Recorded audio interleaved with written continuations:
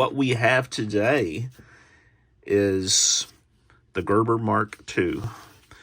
If you've clicked on this video, you probably already know a little bit about this knife. If not, we'll talk about some of the history of the Mark II today while we're going through this.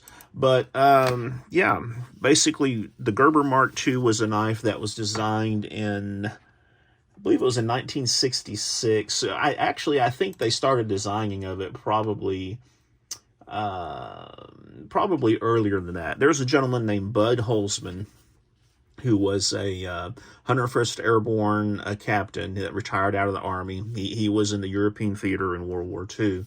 And to put it simply, after he retired from the Army, he was living in Portland, Oregon, and they raised a family up there. And he was actually a car salesman, I believe, for quite a while. But he had an idea in his mind to create a fighting knife for the Army, for Army and U.S. military forces. So he started doing some design work with it, and he met with Mr. Joseph Gerber, which was the then president of Gerber Knives, and submitted his design, and they kind of did a few tweaks to it and came up with pretty much what we have here today. Now, this particular one is from the early to mid 1980s, and I'll tell you in a minute how I know that for sure. But the original design of these, and we'll just take a little peek at it.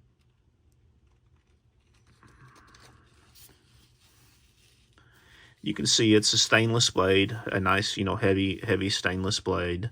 This version has the sawtooth, and we'll talk about that, and it's an aluminum handle. And this one has been well used by myself, actually. It's kind of been beat up on a little bit and everything when I was a teenager. But when Bud originally designed this knife, it did not have the serrations on it.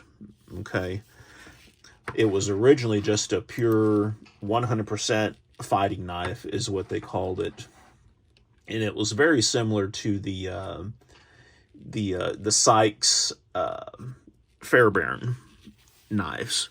And I'll drop a picture of a Sykes Fairbairn in here right here.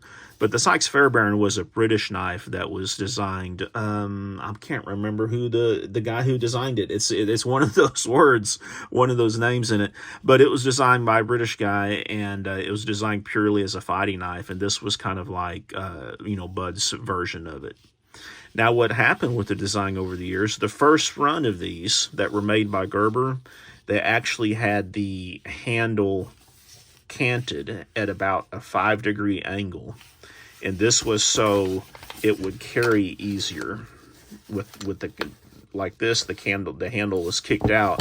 So basically you would have a straighter section for carry with you.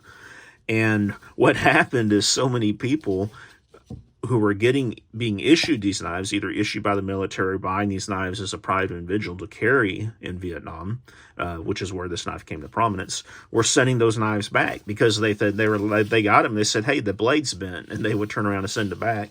So that was only the first production run that those knives had, those cannon handles, and they still show up sometimes on eBay. That's the one sure indicator. Now, there have been people that have bent some over the years to make it look like the 5 degrees, less than scrupulous type sellers and everything. But yeah, that was kind of an interesting feature on it. Now, this knife came to popularity. It was designed in 1966. And those people who know, Vietnam was heating up at the time, and this became a very, very popular knife for U.S. military forces in Vietnam. Probably, I think, the only knife that the only issue knife that was more popular, I'm sure, was probably the K-bar, the USMC K-bar knife. And then as far as private knives that people would buy on their own, parents would send their sons to carry or something like that, would probably be the Randall made knives. But this was at least probably the second or third most popular knife for military forces in Vietnam. What happened then, after, the Vietnam era, sometime in the 70s, the USPXs were selling a lot of these. Well, they stopped selling them because at the time they didn't have the serrations on here. They didn't have the little serrated edge.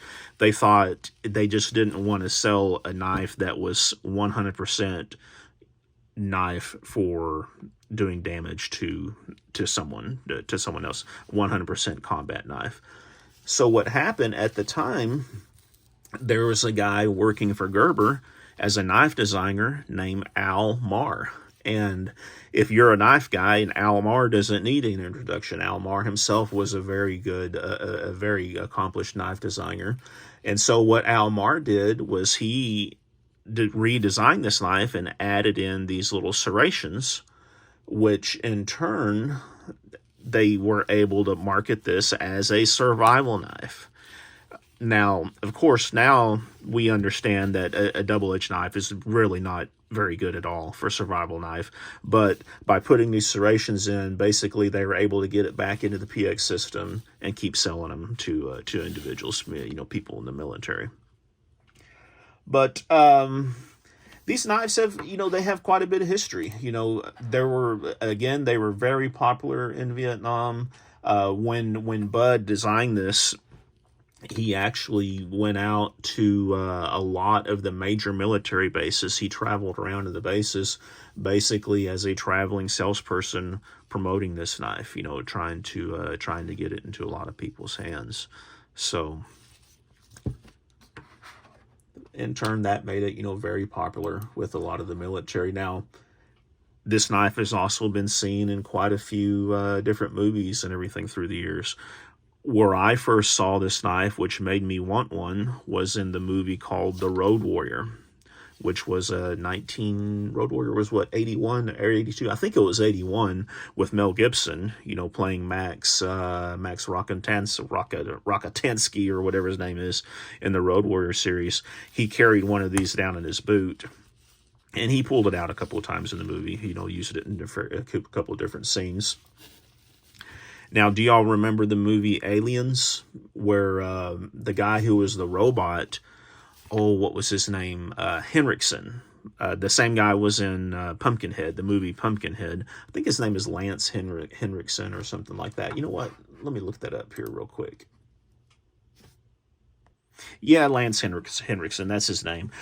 But he played a robot in the movie Alien, and there is a scene where he uses one of these Mark IIs and does the little thing between the fingers on one of the guys. And I'm sorry, I take that back. Sorry, it wasn't Alien, it was Aliens. It was part 2, because if I remember right, the guy that he does it with, stabbing the knife between the fingers, is Bill Paxton, if I remember right. I might be wrong on that. Y'all can correct me on that, but I think it was Lance Henriksen that was doing it to Bill Paxton. And Bill Paxton was sitting there screaming because him being a robot, he was just super, super fast with it and everything. But yeah, and it's been in, several movies since then. I think it was in one of the Captain America movies. And if I remember right, too, I remember seeing it in one of the Steven Seagal movies, the one with Tommy Lee Jones, where he's on a boat, Under Siege, I think was the name of it. Yeah, I think Steven Seagal used one of these in that movie. So, but that's it. This is really, these knives don't need a whole lot of introduction, and I've been doing some nice slow pans for you. So, what's the story on this knife, you might ask? Well, when I was a young hillbilly in Arkansas, this would be up in northeast Arkansas. Probably, let me think here, probably around 1983, 1984, I wanted one of these. And our local Alco store at the time, I don't know if y'all remember Alco, but Alco was kind of like a Walmart, kind of like a Fred's type store, kind of like a Magic Mark type store. Basically, it was one of those, I guess it was considered a big box type discount store. They had quite a nice selection of knives, and at the time, they also had quite a nice selection of G.I. Joe figures too.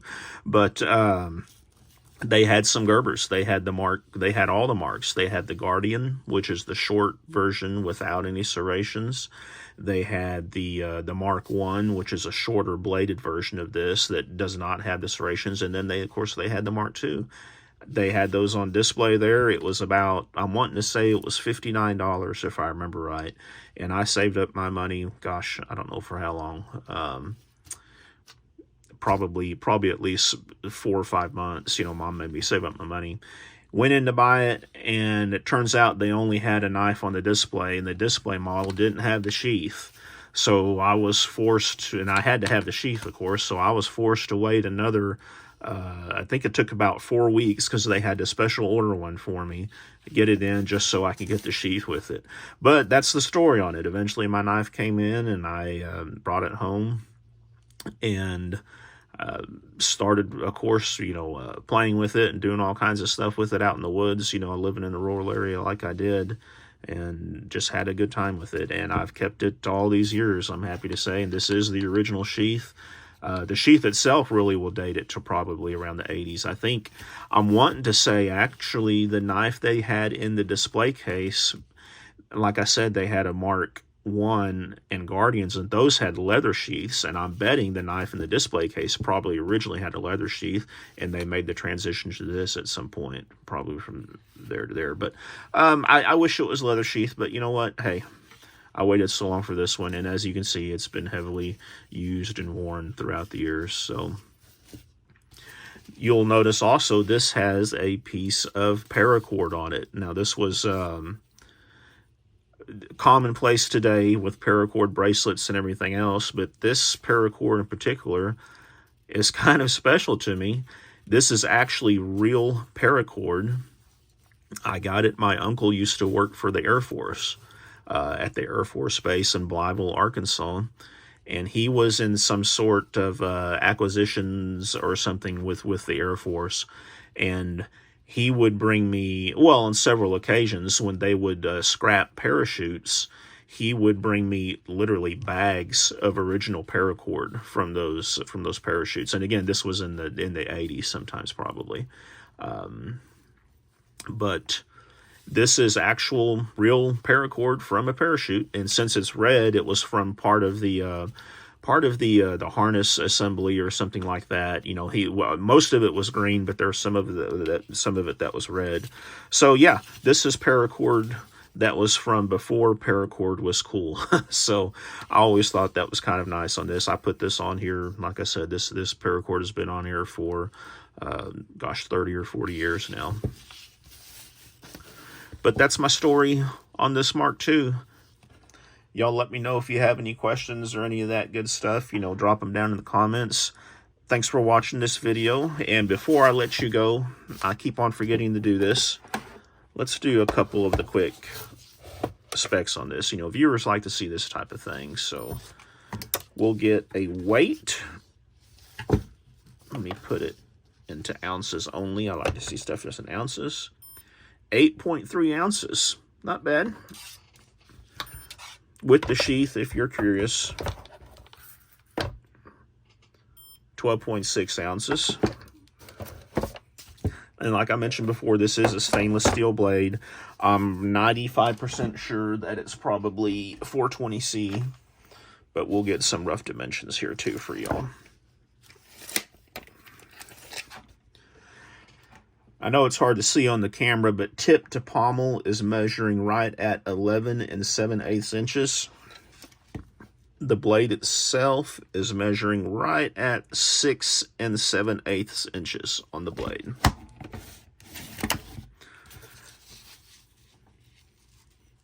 I like this little knife. You know, throughout our lives, we generally accumulate stuff that hopefully we never lose or have to sell or something, and I'm hoping that this is a knife that'll go to one of my grandsons someday. Thanks for watching, y'all. Be safe out there.